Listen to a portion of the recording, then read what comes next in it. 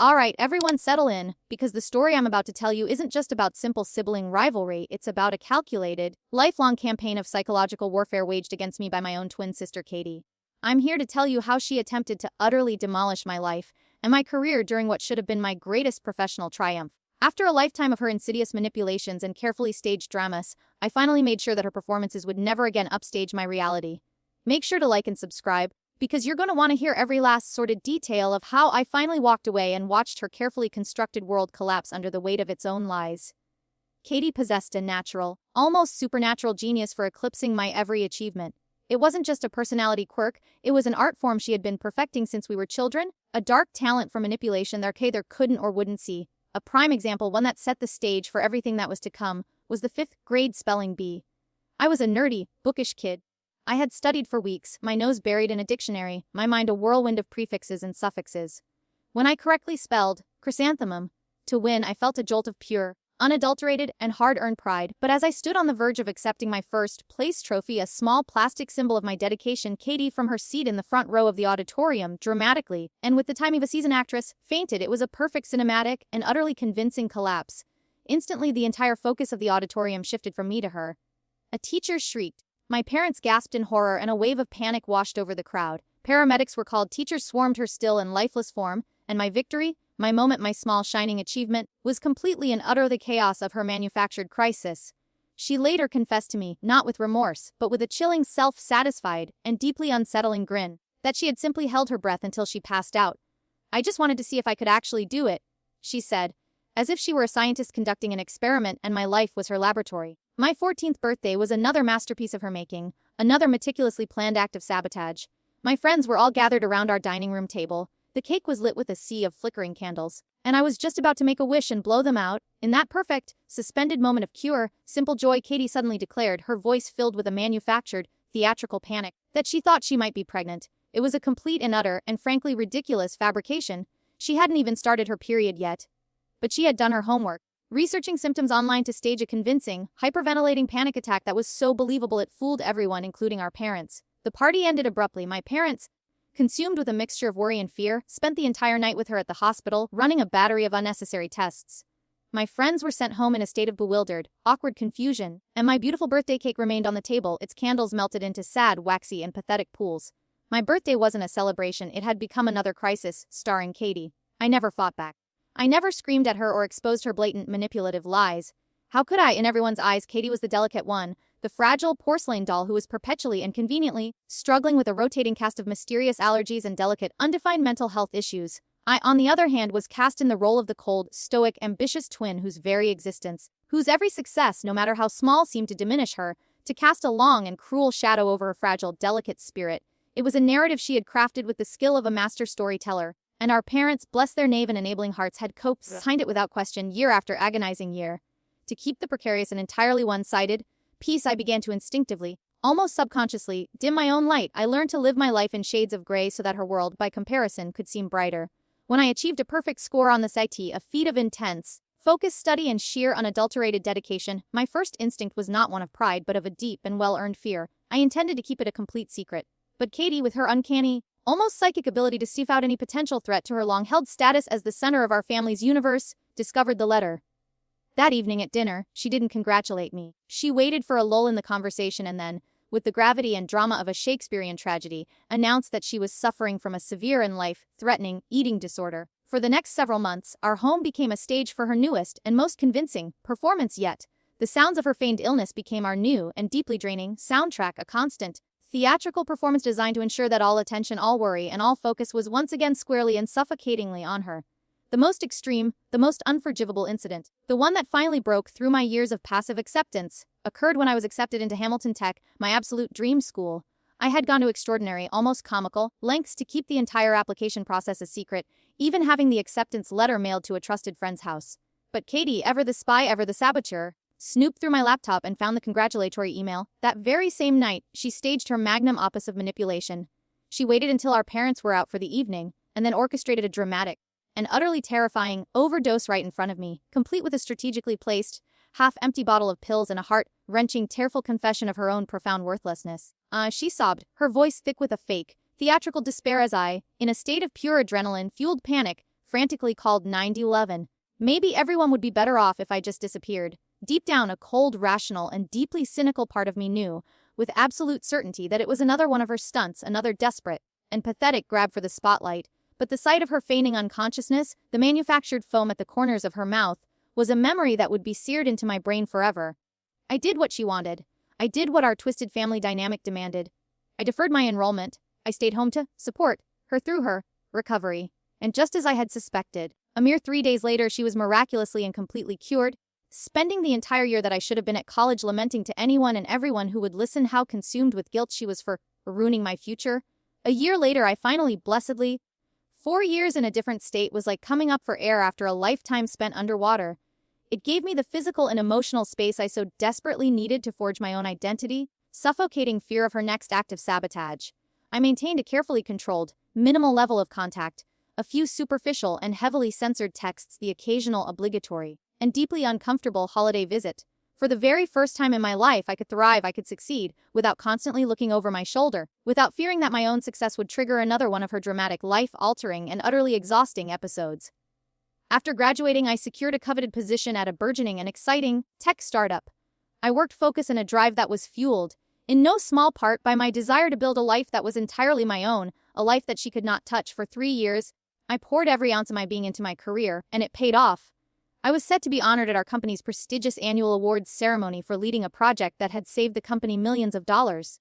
In a moment of profound and ultimately foolish weakness, a moment of a lingering and deeply misguided hope that she had somehow miraculously changed, I made the mistake of mentioning it to Katie during a rare and brief phone call. Her response was immediate, effusive, and in retrospect deeply sinister. She insisted on flying out to celebrate. "I'm so proud of you," she cooed, her voice dripping with a sincerity that I, the eternal, should have known was completely fake. "I want to be there to support you." My intuition, honed by years and years of her treachery, screamed that it was a terrible, terrible idea, but I ignored it. I wanted so desperately to believe her. I wanted to believe that we could finally be sisters. The ceremony was a grand, glittering affair at a luxurious downtown hotel. The opulent ballroom filled to the brim with my respected colleagues, senior executives, and influential industry leaders. Katie arrived early and immediately, and with a terrifying ease, went to work, charming everyone she met with her witty stories and her magnetic, larger-than-life personality. She was playing the part of the proud, supportive, and adoring sister to absolute perfection. However, during the celebratory cocktail hour following my award, as I was basking in the warm, unfamiliar glow of my hard-earned achievement, she began her insidious and masterfully executed performance. "I'm just so unbelievably proud of my sister," she announced, her voice pitched just loud enough to capture the attention of my friends and coworkers who had gathered around us. She used to have such terrible, crippling social anxiety that she would literally hide in the bathroom, sobbing at family events. So this is a huge and monumental step for her. My coworker Mark, a kind and observant man, looked at me. "Really? She's one of our most confident and articulate presenters. She's a natural." Katie let out a tinkling, perfectly practiced, and utterly fake laugh that I knew all too well, a sound that sent a shiver of dread down my spine. "Oh, she's learned to fake it beautifully." But growing up, the other kids used to call her the creepy twin. I honestly spent most of my childhood just cleaning up her social messes and making excuses for her. My manager, Lisa, who was standing nearby, a woman whose opinion I deeply respected, raised a skeptical eyebrow. "I've never seen any social issues whatsoever. She single-handedly manages our largest and most demanding client with a grace and a confidence that is truly impressive." Oh, but Katie, relentless and undeterred, just doubled down on her twisted narrative. "Well, she used to have to practice saying hello in front of a mirror for hours on end just to work up the nerve to speak to another human being." In that single, horrifying moment, as she stood there, smiling her sweet, poisonous smile while systematically assassinating my character and my professional reputation in front of the very people who mattered most to my career, everything wasn't struggling. She wasn't insecure, she had a successful career, a loving and devoted fiancé, and a seemingly perfect and inviolable life. She simply, pathologically, and with every fiber of her being, could not bear to see me succeed. It was my moment in the spotlight, and she was constitutionally and fundamentally incapable of allowing it. She was determined to dim my lights, to shatter my moment so that she could once again shine brighter. I set down my champagne glass, my hand surprisingly and satisfyingly steady. "Katie," I said, my voice quiet but firm, resonating with the weight of 2 decades of suppressed anger, "stop lying about me." The lively, cheerful chatter in our small circle of colleagues immediately fell silent. Her fake, radiant, and practiced smile vanished from her face, replaced by a flicker of genuine and deeply satisfying shock. "You have spent your entire life," I said, my voice still quiet but now as cold as ice, "ensuring that you are the absolute and only center of attention. Every single time I have ever achieved anything at all, you have manufactured a crisis to overshadow it. You're having a complete and total breakdown." she retorted, her default go-to defense mechanism kicking in with a predictable and pathetic speed. No, Katie, I countered, my voice as sharp and as cold as a shard of glass. You're the one who has a breakdown like clockwork every single time something good happens to me. You are not my protector, you are a threat. You have all very first time in her life, the master manipulator, the queen of the crisis, was at a complete and utter loss for words. She stood there, frozen, for a long, silent, and deeply satisfying moment before turning on her heel and walking away, her perfect, confident facade finally blessedly crumbling. I didn't know it then, but my words, those few simple and long overdue words of truth, had struck a deep and resonant nerve, and she was about to retaliate in a way that I could never have possibly imagined, unleashing a campaign of destruction that would push me to the very brink of my own sanity. Back in the sterile, impersonal silence of my hotel room, my hands were still shaking from the confrontation. My phone was buzzing incessantly on the nightstand, a frantic, angry sound, but I couldn't bring myself to look at it yet. I needed a moment to breathe, to process the sheer, breathtaking audacity of what had just happened. When I finally did summon the courage to check my phone, my stomach plummeted. Among the dozens of congratulatory and now confused notifications, one stood out like a beacon of impending doom. Katie had already posted a video. I opened Instagram to a professionally lit and expertly framed video of her beautiful, tear-streaked face. The caption was a masterpiece of passive-aggressive, manipulative genius. When your sister attacks you for trying to share in her joy, I'm heartbroken. The video had already amassed hundreds of views and was climbing at an alarming rate. In it, she delivered a carefully crafted, Oscar-worthy performance, painting me as a cruel, unhinged, and herself as the innocent, loving, and deeply wounded victim. The comments section was a cesspool of instant sympathy for her and vitriolic hatred for me. Your sister sounds like a toxic, narcissistic monster. Stay strong, queen, you deserve so much better. Even my own colleagues, people I worked with every single day, were engaging with Mark's wife, leaving a long, supportive string of heart emojis. Then came a direct and deeply chilling text from Katie herself. You humiliated me in front of your friends. Now I'll show everyone in the world who you really are.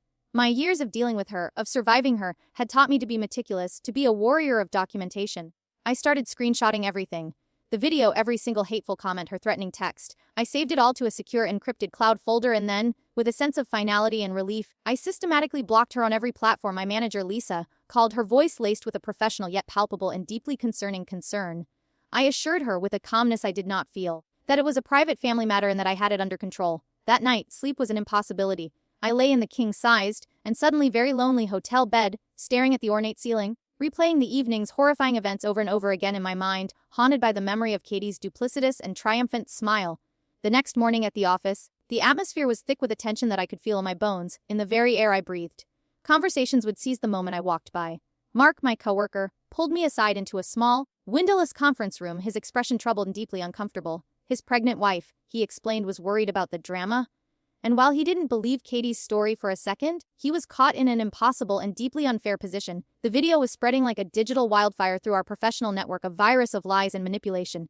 On LinkedIn, I discovered that Katie had tagged our company in her posts and had used a curated and deeply strategic string of hashtags related to workplace wellness, corporate ethics, and psychological trauma. She had expertly co-opted my greatest professional achievement and twisted into a powerful and deeply convincing platform for her own victimhood narrative.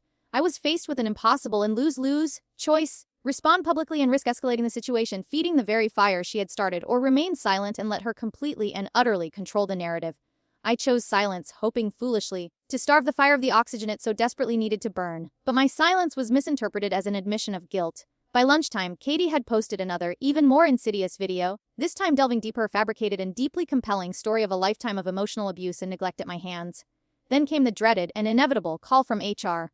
A mandatory and deeply ominous meeting was scheduled for the following morning. My parents called, my mother hysterical, demanding to know what I had done to poor, fragile Katie. They had already seen the videos and had, predictably, and with a breathtaking lack of critical thinking, sided with her. Then the most devastating blow of all, an email from my biggest and most important client. They had received a direct call from my worried sister warning them of my own unstable and erratic behavior. It was then that the full, horrifying, and meticulously planned scope of her plan became sickeningly and undeniably clear. This wasn't just a desperate, pathetic plea for attention, it was a calculated, professional, and deeply malicious campaign to destroy my career. A quick, frantic, and gut-wrenching search of her company's website revealed her true profession. She was a high-level crisis management specialist with a focus on reputation rehabilitation. This was her expertise. This was her job, and I was her latest and most personal project. The next few days were a blur of escalating chaos, a nightmare from which I couldn't seem to wake. I was unceremoniously and publicly placed on administrative leave. My boyfriend, after watching her videos with a look of deep and deeply disappointing Concern had the audacity to suggest that I should just apologize to end it. My parents arrived from out of town, their minds already poisoned against me by Katie's manipulative and masterful performance. And then the final calculated move: Katie, with the help of a high-powered and no doubt very expensive lawyer, filed for a restraining order against me. The legal battle was a waking nightmare, a public spectacle that she orchestrated with the skill of a seasoned director. Katie, the professional victim, played her part to absolute perfection in the courtroom, complete with a modest dress, a tear-streaked face, and a box of tissues clutched in her trembling hand. Without a sing corroborate my side of the story, my history of her abuse, I was painted as the jealous, unstable, and vindictive twin. The judge, swayed by her masterful performance, granted a temporary restraining order, and the professional and personal fallout was swift, brutal, and utterly devastating. My administrative leave was extended indefinitely. My colleagues, even those I had once considered my closest friends, stopped returning my messages. My biggest and most important client, the one I had worked so hard to cultivate, officially requested a new account manager. And through it all, Katie continued to document her struggle for her ever-growing and deeply sympathetic online audience, expertly spinning the restraining order as a necessary and heartbreaking measure to protect herself from her and dangerous sibling. My professional reputation was not just in tatters, it was in flames. My personal life was not far behind. My building management, citing a string of now fabricated complaints about erratic and disruptive behavior, served me an eviction notice. James, citing their drama and its potential, and entirely fabricated impact on his own career, both me in a cold, impersonal, and deeply humiliating coffee shop. I was alone, I was isolated, and I was rapidly running out of money, options, and hope. In my desperation, I became the paranoid, obsessive person she had always claimed I was. I spent my sleepless nights documenting her every move, her every post, her every comment, creating a fake LinkedIn profile to track her professional connections. I discovered through a series of cautious and deeply risky messages that I was not her first victim. She had a long and well-hidden history of professionally destroying anyone she perceived as a threat or a rival. The financial pressure was immense, a crushing weight that was suffocating me. My legal fees had completely and utterly, and I was now living on credit cards. My company, citing the ongoing public spectacle and my clear instability, officially terminated my employment. The termination letter arrived on the very same day that Katie posted on Instagram about the exciting and no doubt very lucrative new career opportunities that were coming her way. A chance and deeply horrifying encounter at a grocery store into another public spectacle, another viral video. Katie followed me through the aisles, loudly and performatively professing her deep and abiding concern for me. When I tried to walk away, she staged a dramatic and utterly convincing fall and screamed that I had pushed her. The incident was, of course, caught on a dozen camera phones and went viral within hours, solidifying my new and deeply lit persona as the violent, unhinged twin. My mother, in a final twisted act of maternal love, offered to testify on my behalf in the final restraining order hearing, but only on one and deeply cruel condition: I had to move back home and agree to intensive family therapy.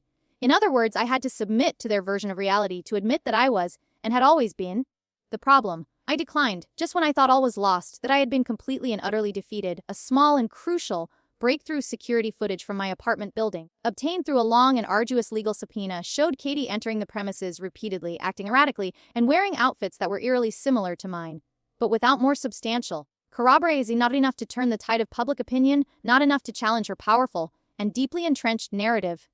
In my final therapy session before my health insurance and my last shred of support ran out, my therapist offered a sobering and ultimately clarifying and deeply painful perspective. From the outside, she said gently, her voice full of a compassion I had not heard in months, your actions, the isolation, the obsession, the constant, frantic documentation, they could be seen as validating her narrative. She was right. In my desperate, all-consuming fight to expose her lies, I had inadvertently and tragically become the very person she had so expertly and so cruelly created in her twisted, self-serving stories. That night, in a moment of utter soul-crushing desperation, I found myself outside her office building with a small and very real bag of pills in my pocket. I wasn't going to take them, I was going to plant them. I was going to frame her, just as she had so expertly and so successfully framed me. But I couldn't go through with it. I had reached my absolute limit, and in that moment of horrifying and ultimately clarifying clarity, I realized that I had to walk away, not just from her, not just from my family, but from the entire sick, twisted, and unwinnable game. The final, devastating blow came, as it always did, at Thanksgiving. A tense, suffocating dinner, a sudden and convenient power outage, and a heated, and no doubt staged, argument over something as trivial as a pie knife culminated in my dad clutching his chest, a mild and very real heart attack brought on by the years of unrelenting and entirely manufactured stress. At the hospital, after he was stabilized, my mom made her final damning and unforgivable choice. She put Katie in charge of my dad's medical decisions. She just seems more stable. She'd said the words, a final fatal blow to any lingering and deeply foolish hope I had for our family. That was it. The ultimate and final betrayal. I walked out of that hospital and into the cold, gray dawn of a new life. I drove to our childhood home, a place that was now a monument to a life I no longer had, packed a single, small bag and disappeared into the cold, unforgiving winter morning. Katie had won. She had the fame of the career, she had the carefully crafted and now publicly validated image of the triumphant and deep of victim, but her victory was hollow, a kingdom built on a foundation of lies, a throne of deceit. And me, I was finally, blessedly and completely free. Free from the endless, suffocating drama, the constant insidious manipulation, the soul-crushing and ever-present weight of her jealousy. I drove toward an unknown city, an unknown future. Armed with the hard-won, brutal, and invaluable lessons of survival, Katie was already crafting her next and most compelling narrative, the tragic, and no doubt very popular, and troubled, sister who had vanished without a trace. But I was no longer a character in her twisted, self-serving play. I was the author of my own story now, and for the very first time in my life, the road ahead stretched out before me, endless, unwritten, and full of a quiet and deeply profound promise.